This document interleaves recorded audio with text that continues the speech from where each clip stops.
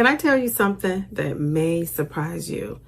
If your weight loss has stalled, it may have absolutely nothing to do with your GLP-1 medication. Not your dose, not your metabolism, and maybe not even your hormones. Instead, it could be 3 habits that have been creeping in after you have been losing weight for a while. So here's what's frustrating. Most people think that these habits are actually helping them, but they're often the very reason your progress has slowed down. This first mistake, I think a lot of us make, and this has been one of the reasons my weight loss has been normal and steady, or slow and steady, as some like to call it.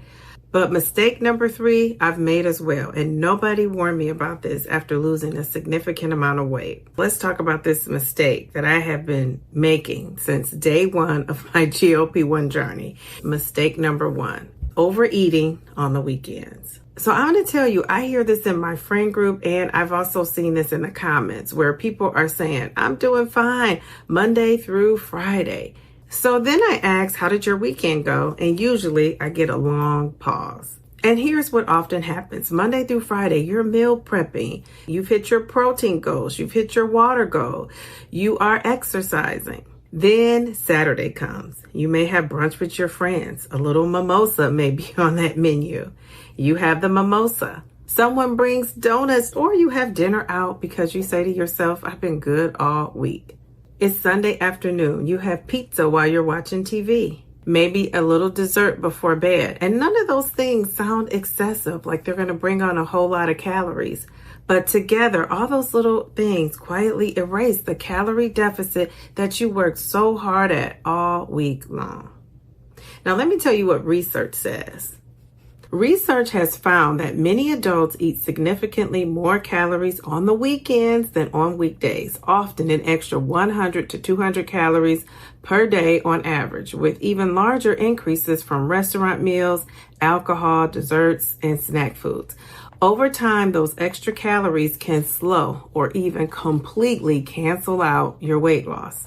Now, let me be clear. I am not saying you should not enjoy your weekends, because I believe enjoying a good weekend. I love a good girls' night out. I love birthday cake. I love celebration. I love having an ice cream with my daughter. But here's the difference. Your weekend shouldn't look like a vacation from your weight loss goals. They should simply look like a more flexible version of your weekdays.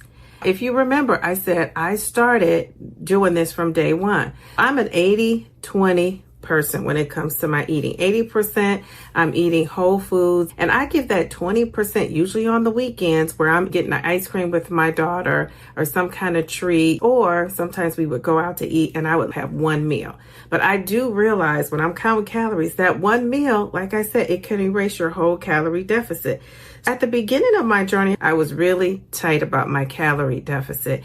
And over time, I became more relaxed. And as a result, those weekends have sometimes wiped out my calorie deficit. I'm 88 pounds down. So while it worked for a long time, unfortunately, I think that's one of the things that's holding me back from keeping that progress going. Here's a Diva tip that I'm taking myself. I want you to enjoy your weekend, but just don't let 2 days undo 5 days that you worked so hard at.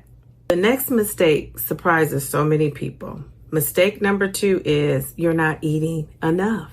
Somewhere along the way, we all have learned at some point that eating less will mean faster weight loss. It sounds logical, but that's not always how our bodies work. Most people think that if you're taking Mounjaro, you're losing weight because you're simply not eating. That has not been true for me. I have found that people are so afraid of slowing their weight loss down that they simply are not eating. Research consistently shows that preserving muscle during weight loss requires adequate protein and enough calories to support your body's needs. Eating too little for long periods increases the likelihood of losing lean muscle along with fat, and muscle plays a major role in supporting your resting metabolism. When you undereat all week, what your body does is it starts to fight back. That's why someone who barely eats Monday through Thursday, they get out of control when Friday comes, and then they want to eat everything in sight. So what I want you to know is that your body is not trying to sabotage you. Your body is trying to survive.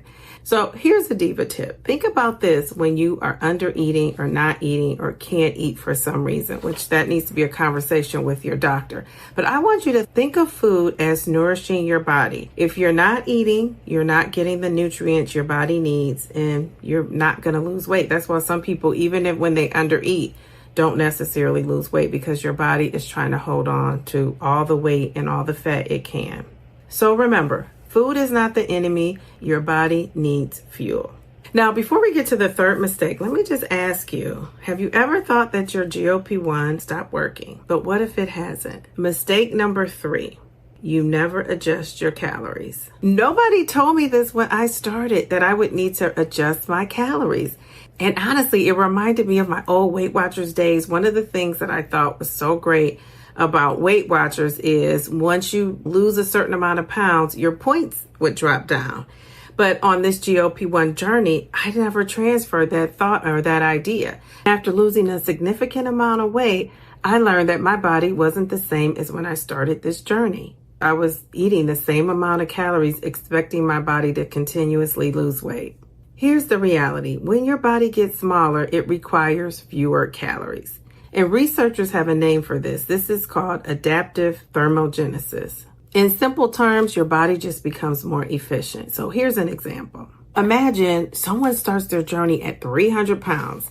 Their maintenance calories may be around 2,700. Now imagine they lose 80 pounds. That same body may now maintain its weight on closer to 2,200 calories or even less, depending on age, activity level, and body composition.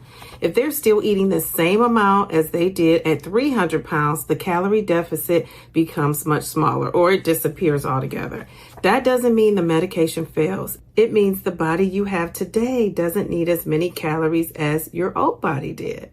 Now, that is one of the things I wish I had known when I started this journey, because I just did not put it together.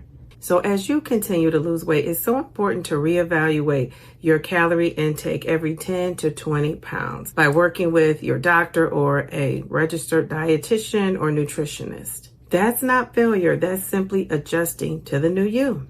So if your weight loss has slowed down, I want you to ask yourself these 3 questions. Have my weekends become a little bit more laxed? Am I eating enough food to fuel my body and preserve my muscle? Am I still eating for the body I used to have instead of the body that I have now? Sometimes the medication has not changed at all. It's your habits that have changed. And sometimes in order to see progress, you have to tweak some of the things that you are doing. So before asking for a higher dose, ask yourself if your habits have in fact changed. One small adjustment could get your weight loss moving again. Tell me in the comments which one of these 3 mistakes have been your biggest challenge, or have you even thought about any of these 3? If this video has been helpful for you, I would really appreciate if you give it a thumbs up and subscribe to my channel. Also, hype the video so this can reach more GLP-1 users. Till next time, I want you to go and check out some of my other Downsizing Diva playlist videos. Come and join me live. I am live every Wednesday at 8:30 p.m. Eastern. I would love to hang out with you and interact with you and support you on your GLP-1 journey. If you need some support and guidance on your GLP-1 journey, check out the links in the description of this video. And most importantly, I want you to take great care of yourself. And remember, slow and steady, normal and steady wins the race. Just don't quit. Downsizing Diva, and I'm here to stay. Feeling good, taking my GLP-1.